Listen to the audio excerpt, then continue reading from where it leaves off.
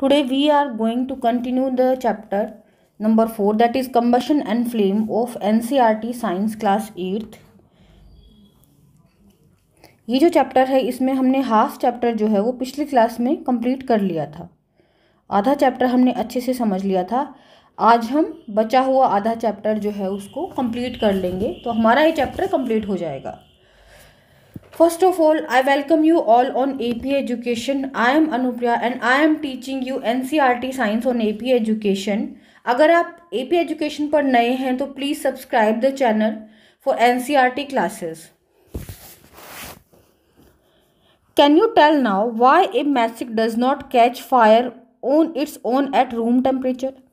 हमने पढ़ा था इग्निशन टेम्परेचर के बारे में, जिसमें बताया गया था कि इग्निशन टेम्परेचर जो होता है वो टेम्परेचर होता है जिसके ऊपर कोई भी प्रोडक्ट जो है वो बर्न होने लग जाए अपने आप से।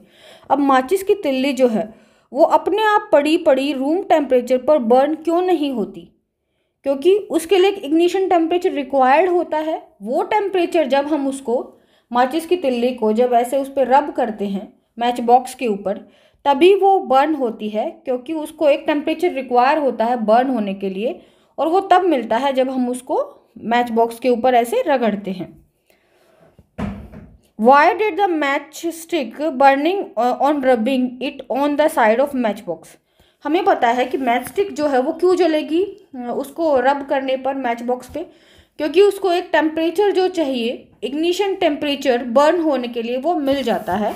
इसके लिए वो माचिस की तिल्ली जो है वो बर्न करती है। The history of match stick is very old. माचिस की तिल्ली की जो हिस्ट्री है वो बहुत ही पुरानी है। More than 5000 year ago small pieces of pine wood dipped in sulphur were used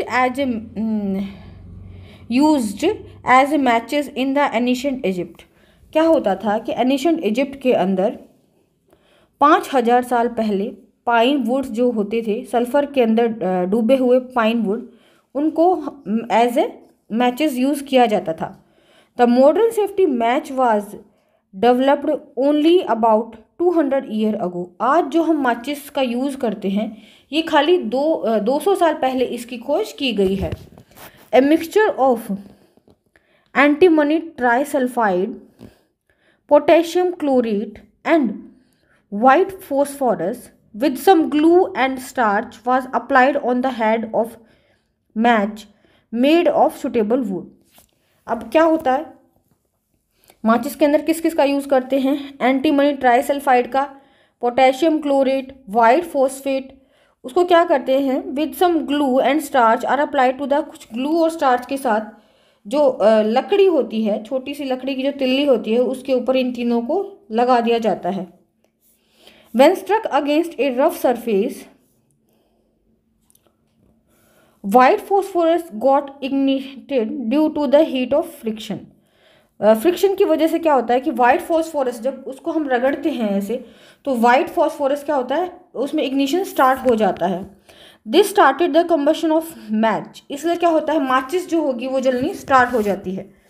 however white phosphorus proved to be dangerous both for the workers involved in the manufacturing of matches and for the users. White phosphorus जो होता है वो dangerous होता है, किसके लिए? Workers के लिए भी डेंजरस होता है, और जो उसको बनाते हैं वर्कर्स माचिस को, उनके लिए डेंजरस होता है, और यूजर्स के लिए भी डेंजरस होता है। These days the head of safety match contain only antimony trisulfide and potassium chloride.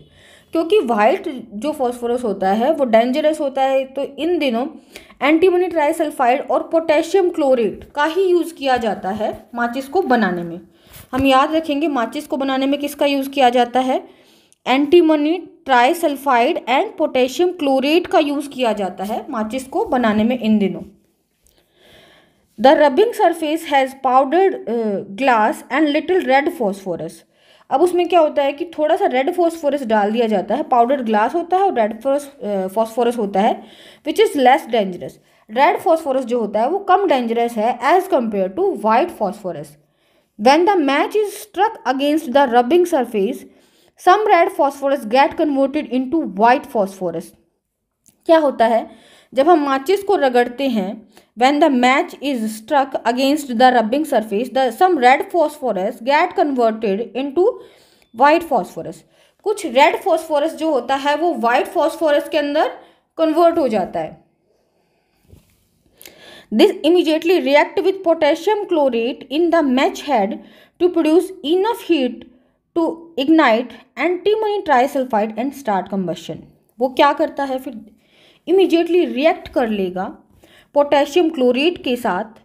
Potassium chlorate भी है, और पोटेशियम क्लोरेट जो होगा वो इतनी हीट प्रोड्यूस करेगा कि वो इग्निशन स्टार्ट कर देगा एंटीमनी ट्राइसल्फाइड के अंदर भी.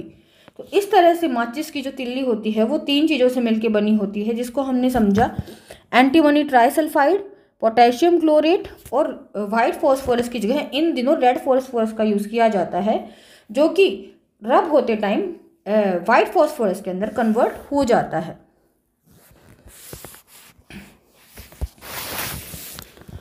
We find that combustible substance can't catch fire or burn as long as its temperature is lower than ignition temperature. हम देखते हैं कि जो combustible substances होते हैं, combustible substances मतलब जिनके अंदर combustion हो सकता है, वो अपने आप से फायर कैच नहीं करते. उनको फायर कैच करने के लिए इग्निशन टेम्परेचर की ज़रूरत तो होती है. Have you ever seen cooking oil catching fire when A frying pan is kept for a long on burning stove? क्या देखा है हमने कभी भी खाना पकाते टाइम जब हम तेल को एक कढ़ाई के अंदर या पैन के अंदर डाल के रख देते हैं, तो उसको काफ़ी देर तक अगर रखते हैं तो उसके अंदर जो ऑयल जो होता है वो फायर कैच कर लेता है. काफ़ी टाइम बाद जब उसका इग्निशन टेम्परेचर आ जाता है तो वो क्या करता है? फायर कैच कर लेगा. Kerosene oil and would do not catch fire on their own eight room temperature. अब रूम टेम्परेचर पे तो कैरोसिन ऑयल भी रखा रहता है, वुड को भी हम स्टोर करके रखते हैं, तो क्या वो अपने आप से थोड़ी जलने लग जाते हैं? उनको जलने के लिए क्या चाहिए? इग्निशन टेम्परेचर चाहिए. But if kerosene oil is heated a little it will catch fire. अगर हम कैरोसिन ऑयल को थोड़ा सा गर्म करेंगे तो वो क्या करेगा? फायर को कैच कर लेगा. But if would is heated a little it would still do not catch fire. लेकिन अगर हम लकड़ी को थोड़ा सा गर्म करें तो क्या वो फायर कैच कर लेती है? लकड़ी जो है वो फायर कैच नहीं करती है. Does it mean that ignition temperature of kerosene oil is lower than the wood? इसका क्या मतलब है? क्या कैरोसिन टेम्परेचर का जो इग्निशन टेम्परेचर है वो वुड से कम है? Does it mean that we need to take special care of storing kerosene oil? अगर उसका टेम्परेचर इग्निशन टेम्परेचर कम है तो हमें कैरोसिन जो ऑयल है उसको स्टोर करते टाइम बहुत ही केयरफुल रहना होगा. The following activity showed that is essential for substance to reach ignition temperature to burn. किसी भी सब्सटेंस को बर्न होने के लिए इग्निशन टेम्परेचर तक पहुंचना बहुत ही ज़रूरी है. उसके लिए हमें एक एक्टिविटी देखेंगे. Be careful while handling burning candle. Make 2 paper cups by folding A white sheet of paper. हमने क्या लिया? एक वाइट जो शीट है उसको ले लिया और उससे हमने 2 कप्स इस तरह से बना लिए. pour about 50 ml of water in one of the cup. इस एक कप में क्या करेंगे? हम 50 ml वाटर डाल देंगे. Heat both the cups separately with a candle. What do you observe? अब क्या करेंगे हम? एक में तो हमने पानी डाल दिया, दूसरे पेपर में हमने पानी नहीं डाला. What happened to the empty paper cup? जब हमने इनको जलाना शुरू किया तो जो खाली था जिसके अंदर पानी नहीं था उसके साथ क्या होगा? What happened to the paper cup with water? और जिसमें पानी था उसके साथ क्या होगा? Does water in the cup become hot? क्या पानी जो है वो गर्म हो जाएगा ऐसा करने से? If we continue heating the cup, we can even boil water in paper cup. अगर हम कंटिन्यू हीट करते रहें कप को तो हम पेपर के कप के अंदर भी पानी को बॉयल कर सकते हैं. Can you think of an explanation for this phenomenon? क्या आप इस फिनोमिना को समझाने के लिए कुछ एक्सप्लेन कर सकते हैं? The heat supplied to the paper cup is transfer to the water by conduction. यहाँ पर हमने क्या किया? कप लिया, इसको हमने गर्म किया कैंडल से, यहाँ पर पानी है. तो जो हीट जो है पेपर को जो सप्लाई की जा रही है, पेपर क्या करेगा? वो पानी को सप्लाई कर देगा. पानी जो होगा वो गर्म हो जाएगा. कंडक्शन के प्रोसेस से। So in the presence of water the ignition temperature of the paper not reached. अगर पानी है तो पेपर का इग्निशन टेम्परेचर तो हमें मिला ही नहीं, क्योंकि जो हीट पेपर को ट्रांसफ़र हो रही है वो तो पानी को ट्रांसफ़र हो रही है। Hence it does not burn, इसलिए क्या हुआ, उसने बर्न नहीं किया। These substances which have a very low ignition temperature and can even catch fire with a flame are called inflammable substances. ये substances वो substances जिनका ignition temperature क्या होता है, बहुत ही लो होता है और आसानी से फायर को कैच कर लेते हैं, उनको हम बोलेंगे inflammable substances. Example of inflammable substances are petrol, alcohol, liquefied petroleum gas. ये सब क्या हैं, इनफ्लेमेबल सब्सटेंसेज हैं। इनका इग्निशन टेम्परेचर बहुत कम होता है। थोड़ी सी अगर भी इनको हीट लगी, थोड़ा सा भी अगर हम केयरफुल नहीं रहे तो फिर क्या होगा, ये बर्न होने स्टार्ट हो जाएंगे। तो इनको स्टोर करते टाइम हमें बहुत ही केयरफुल रहने की ज़रूरत है। How do we control fire, हम फायर को किस तरह से कंट्रोल करेंगे। You must have seen or heard of fire breaking out in homes, shops, factories. आपने सुना होगा कि कहीं भी घर में, शॉप में या फैक्ट्रीज में आग लग जाती है। If you have seen such an accident, write a short description in your notebook. अगर आपने इस तरह का कोई एक्सीडेंट देखा है तो आप उसको अपने नोटबुक में एक्सप्लेन भी कर सकते हैं, एक छोटा डिस्क्रिप्शन लिख सकते हैं। Also share the experience with your classmates, और अपने क्लासमेट के साथ भी एक्सपीरियंस शेयर करें कि जब आपने किसी भी घर में या फैक्ट्री में आग लगी हुई देखी थी तो कैसा हुआ था, क्या क्या हुआ था वहाँ पर। Find out the telephone number of fire service in your area. If a fire break out in your house or in your neighbour, the first thing to do is to call the fire service. अब क्या करेंगे, fire service जो है आपके area में उसका number note करके रखें। एक अच्छा नागरिक होने के लिए हमें ये सब करना चाहिए। हमारे घर में या किसी और के घर में अगर आग लग जाती है तो हम क्या कर सकते हैं, अगर हमारे पास नंबर है तो हम फायर सर्विस को कॉल करके बुला सकते हैं कि भाई यहाँ पर फायर रखी है, to control that fire. It is important then all of us know the telephone number of the fire service. ये हम सभी के लिए ज़रूरी है कि हमें फायर सर्विस के टेलीफोन नंबर पता होने चाहिए, ताकि कोई भी इमरजेंसी अगर होती है तो हम जो है फायर फाइटर को बुला करके उस आग को बुझवा सकते हैं। Does your city town have a fire brigade station, क्या आपकी सिटी और टाउन में फायर ब्रिगेड स्टेशन है। When A fire brigade arrives what does it do, जब फायर ब्रिगेड कहीं भी आग लगती है तो फायर ब्रिगेड पहुंचती है तो वो क्या करती है। It pour water on the fire, water cool the combustible material so that its temperature is brought below its ignition temperature। वो क्या करते हैं, जहाँ पे आग लगी है वहाँ पे पानी डालते हैं और पानी डालने से क्या होता है, उसका टेम्परेचर जो होगा वो कम हो जाएगा और उसके इग्निशन टेम्परेचर से कम हो जाएगा तो आग जो जलनी है वो बंद हो जाएगी। This prevent the fire from spreading, इसलिए क्या होता है आग नहीं जल पाती, क्योंकि इग्निशन टेम्परेचर से अगर हमने बिलो उसका टेम्परेचर कर दिया है पानी डाल के तो आग जो होगी वो बुझ जाएगी और फैल नहीं पाएगी। Water vapour also surround the combustible material, help in cutting of supplying of air so the fire is extinguished. अब वाटर, अब क्या हुआ, आग लगी हुई थी, हमने वहाँ पे पानी डाला, जो भी फायर फाइटर आया, फायर ब्रिगेड की भी जो भी गाड़ी आई उसने क्या किया, पानी डाला। पानी डालने की वजह से क्या होगा, उस सब्सटेंस का इग्निशन टेम्परेचर तो कम हो ही गया, ऊपर से पानी जो है वो वेपर्स के अंदर कन्वर्ट हो रहा है, बहुत सारे वेपर्स बन जाएंगे। वेपर्स बनने की वजह से क्या होगा, एयर की जो सप्लाई है, ऑक्सीजन जो कि नेसेसरी है बर्निंग के लिए, उसकी सप्लाई कट जाएगी और आग जो है वो अपने आप से बंद हो जाएगी।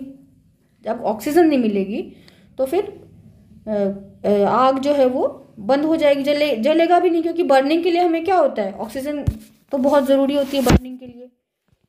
You have learned that there are 3 essential requirements for producing fire.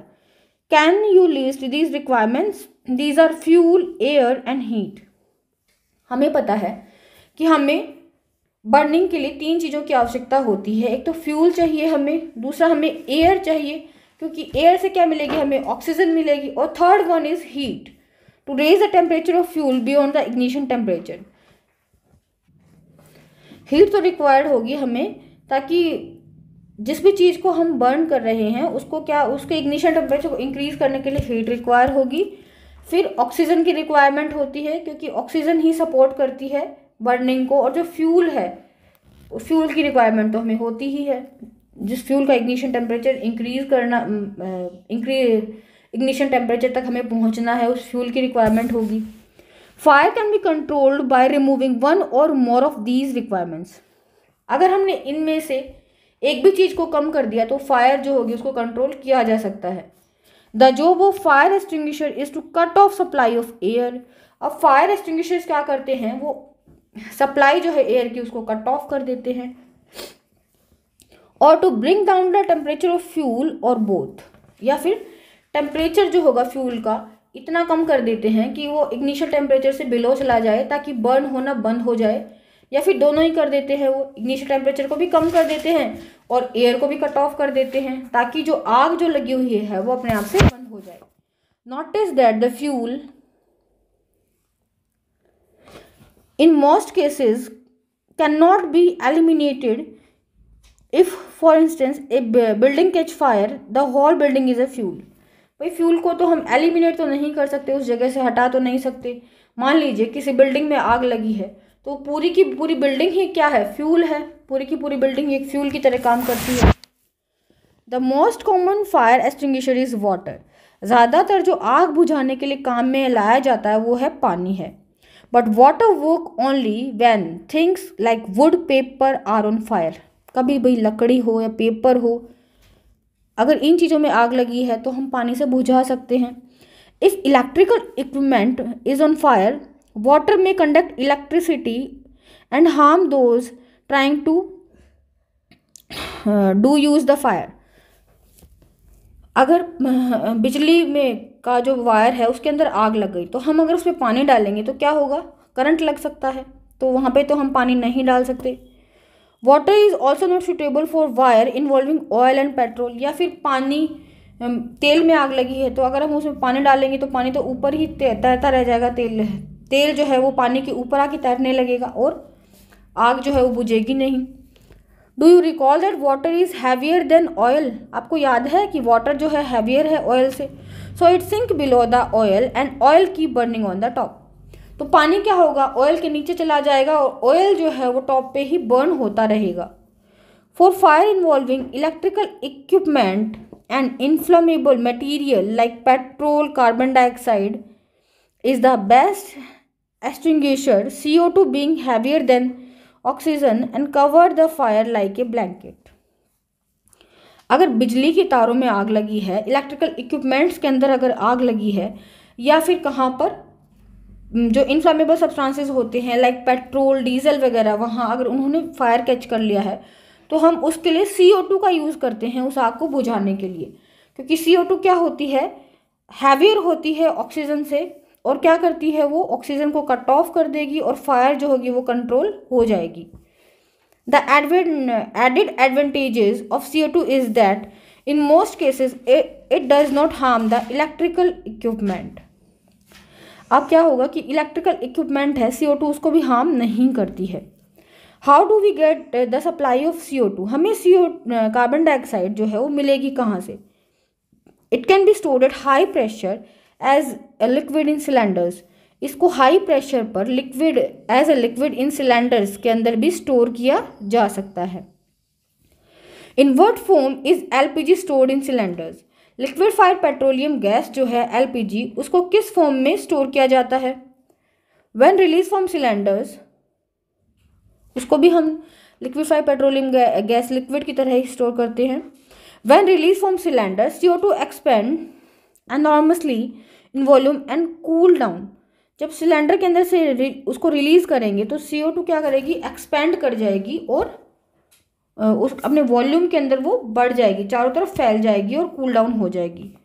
So it is not only form A blanket around the fire, it also bring down the temperature of a fuel. इसलिए क्या होगी, वो आग के चारों तरफ एक कंबल सा बना लेती है, तो ऑक्सीजन तो वहाँ पे मिलेगी नहीं, जो फायर है उसको ऑक्सीजन नहीं मिलेगी तो अपने आप से बुझ जाएगी।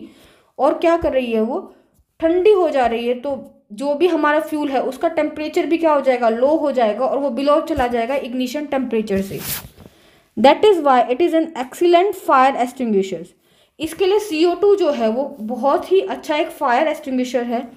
Another way to get CO2 is to release a lot of dry powder of chemicals like sodium bicarbonate or potassium bicarbonate near the fire. These chemicals give off CO2. अगर CO2 की सिलेंडर्स नहीं है हमारे पास तो हम CO2 कहाँ से लाएंगे? तो उसके लिए हम क्या करेंगे, या तो हम sodium bicarbonate that is baking soda या पोटेशियम बाइकार्बोनेट को क्या करेंगे, बर्न कर देंगे। अगर वहाँ पर जहाँ पे भी आग लगी है वहाँ पर, तो क्या होगा, ये केमिकल जो होंगे ना, ये क्या देते हैं, बहुत ज़्यादा CO2 देते हैं। वहाँ पे क्या करेंगे हम, CO2 रिलीज़ करने के लिए जो ड्राई पाउडर है हमारे पास पोटेशियम बाइकार्बोनेट और सोडियम बाइकार्बोनेट का यूज़ करेंगे, और उसकी वजह से क्या होगा, ये केमिकल्स जो होंगे वो क्या करेंगे, फायर CO2 को प्रोड्यूस करेंगे। तो इस तरह से सोडियम बाइकार्बोनेट और पोटेशियम बाइकार्बोनेट आग लगी जगह पर अगर हम डाल देते हैं तो वहाँ पे CO2 जो है वो अपने आप बहुत सारी CO2 रिलीज़ होने लग जाएगी और वो ब्लैंकेट सा बना लेगी ऊपर जा कर के। जब वो ब्लैंकेट बन जाएगा तो ऑक्सीजन नहीं मिल पाएगी, आग जो लगी है उसको ऑक्सीजन नहीं मिल पाएगी और बर्निंग सपोर्ट नहीं होगी अगर ऑक्सीजन नहीं है तो। टाइप्स ऑफ कंबशन, अब कंबशन के भी टाइप्स होते हैं। Bring a burning match stick or a gas lighter near a gas stove in kitchen. एक जलती हुई माचिस की तिल्ली या अगर हम लाइटर लाते हैं गैस किचन के पास में, turn on the knob of gas stove, what do you observe. हम क्या करेंगे, गैस को ऑन करेंगे और उसके पास में या तो जलती हुई तिल्ली लेकर आएंगे या फिर लाइटर से उसको ऑन करेंगे। We find that the gas burn rapidly and produce heat and light. हमने देखा कि जैसे ही हमने ये काम किया तो क्या होगा, गैस जो स्टोव जो है वो उसने बर्न करना स्टार्ट किया और वो हीट भी प्रोड्यूस कर रहा है और लाइट भी प्रोड्यूस कर रहा है। Such combustion is known as a rapid combustion. इस तरह का जो कंबशन होता है इसको हम बोलते हैं रैपिड कंबशन। इसमें क्या हो रहा है, बहुत ही फटाफट से कंबशन हो गया। There are substances like phosphorus which burn in air at room temperature. कुछ सब्सटेंसेस होते हैं जैसे कि फॉस्फोरस है वो क्या करते हैं, रूम टेम्परेचर के ऊपर ही बर्न करने लगते हैं। The type of combustion in which a material suddenly burst into flames without application of any apparent cause is called spontaneous combustion। इस तरह का कंबशन जिसके अंदर क्या हो रहा है कि सब्सटेंस जो है वो रखा ही अपने आप से ही फ्लेम्स के अंदर कन्वर्ट होने लग गया, उसको हम बोलते हैं स्पॉन्टेनियस कंबशन। अचानक से कंबशन स्टार्ट हो गया। तो ऐसा किस में होता है, फॉस्फोरस के अंदर होता है।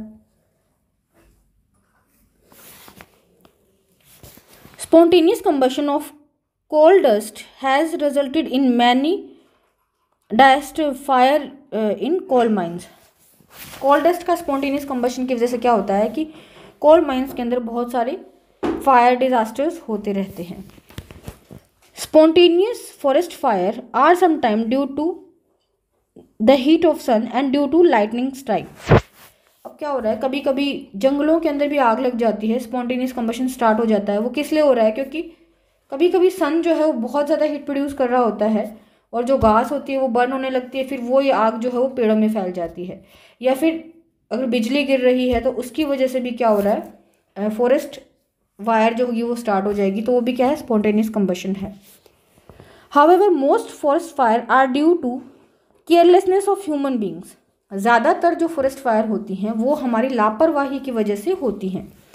It is important to remember that campfire must be completely extinguished before leaving a forest after a picnic or a visit। अगर हम फॉरेस्ट में पिकनिक या विजिट पे जा रहे हैं तो हमें क्या करना है कि जो भी हमने आग वहाँ पे जलाई है पिकनिक के लिए, तो हम उसको कम्प्लीटली से उसको बुझा कर के आए वहाँ पर, ताकि कहीं फॉरेस्ट फायर वगैरह कहीं पर चालू ना हो जाए। We generally have firework on festival days. हम क्या करते हैं, पटाखे चलाते हैं फेस्टिवल डेज में। When a cracker is ignited, a sudden reaction takes place with the evolution of heat, light and sound। जब हम पटाखे को चलाते हैं तो क्या प्रोड्यूस होता है, हीट प्रोड्यूस होता है, लाइट एंड साउंड प्रोड्यूस होता है। Large amount of gas formed in the reaction is liberated, बहुत ज़्यादा गैस जो होती है इस रिएक्शन में क्या होगी, लिबरेट होगी, बहुत ज़्यादा गैस लिबरेट होती है। हम भी जब भी पटाखे चलाते हैं तो हमें हीट लाइट साउंड की बात क्या होता है कि बहुत सारी गैस भी हम देखते हैं वहाँ से निकल रही होती है। Such a reaction is called explosion. Explosion can take place if pressure is applied on the cracker. इस तरह की जो रिएक्शन होती है जिसके अंदर हीट प्रोड्यूस हो, लाइट और साउंड प्रोड्यूस हो और बाद में बहुत सारी गैस निकल रही है, उसको हम एक्सप्लोजन बोलते हैं। और एक्सप्लोजन जो होता है वो जब होता है जब क्रैकर के ऊपर प्रेशर डाला जाता है। नेक्स्ट है फ्लेम। आज की क्लास में हम इतना ही टॉपिक कवर करेंगे, आगे का जो बचा हुआ टॉपिक है वो नेक्स्ट क्लास में कवर करेंगे। अगर आप चैनल पर नए हैं तो प्लीज़ चैनल को सब्सक्राइब कर लें और अपने दोस्तों के साथ शेयर भी करें। Thanks for watching.